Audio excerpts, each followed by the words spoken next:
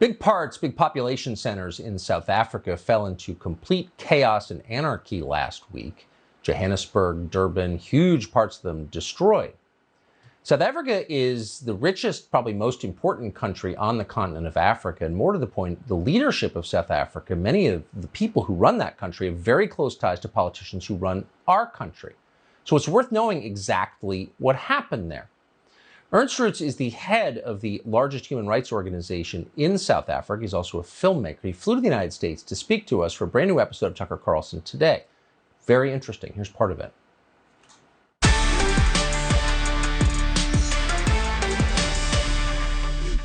The future has already happened in some places. It's just not spread evenly all over the world. And in a way, the future has already happened in South Africa. And what I mean by that is that there are certain policies that people in the West, people in America, and so forth are flirting with that have already been implemented in South Africa, and you can see the consequences. And so South Africa was this, they called it the South African experiment in the early 90s. Now they call it the South African project. This sort of new experiment, or to say, listen, this is what we're going to try.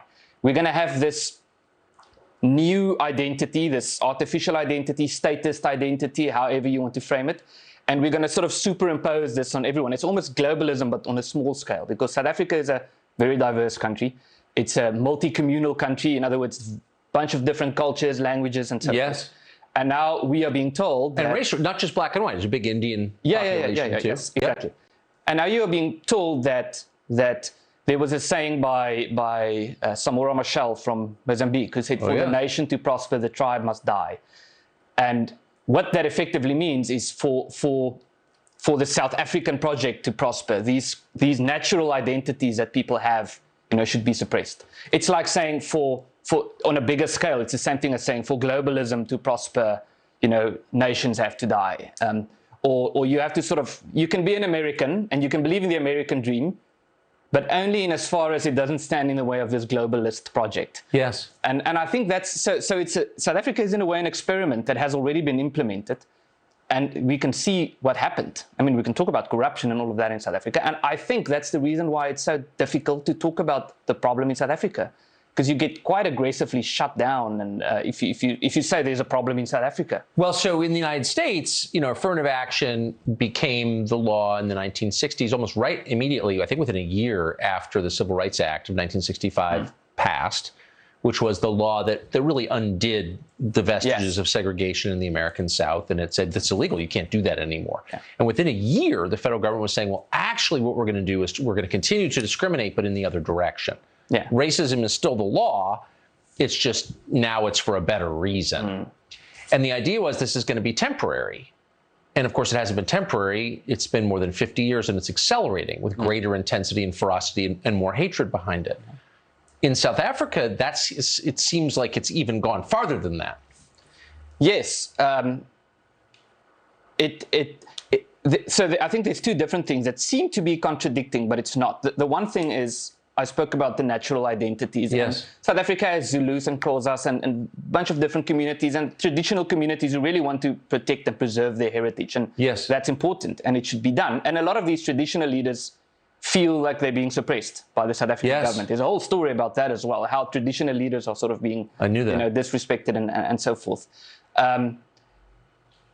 So that on the one side, but then there's also, in terms of the ANC who's running the country, who openly, just yesterday, they spoke about their friendship with the Communist Party of China, and they're still very big supporters of the Soviet Union and all of these things.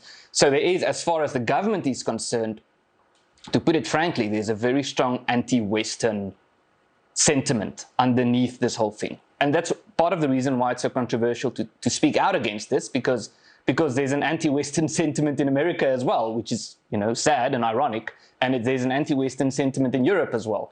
So to sort of speak out, you can say, there's corruption in South Africa and crime and so forth. But when you start to say, well, maybe we should take one step back and ask a question, isn't part of the problem isn't corruption and crime and all of these things, are they not maybe symptoms of a problem as opposed to the problems themselves? And when you ask that question, it's a form of blasphemy in a sense. And so what is the core problem that gives rise to these symptoms?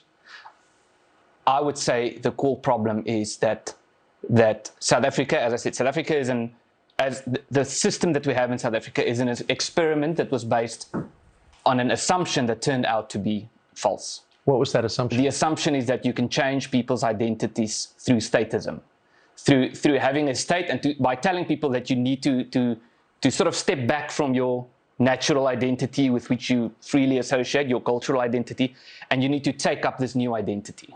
And so in South Africa, people would say, you can be an Afrikaner or a Boer or whatever, you can be that, but for the South African project to work, you have to put that on the backside. It has to be on the back burner. And it didn't work.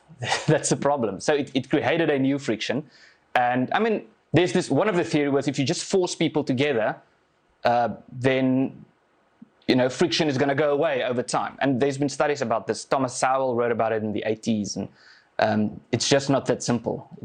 It's social engineering and trying to sort of use the government or the state to sort of create this new identity, umbrella identity. It's not that simple. It's like saying you can be French or German as long as it doesn't stand in the way of the European project. It's the same thing.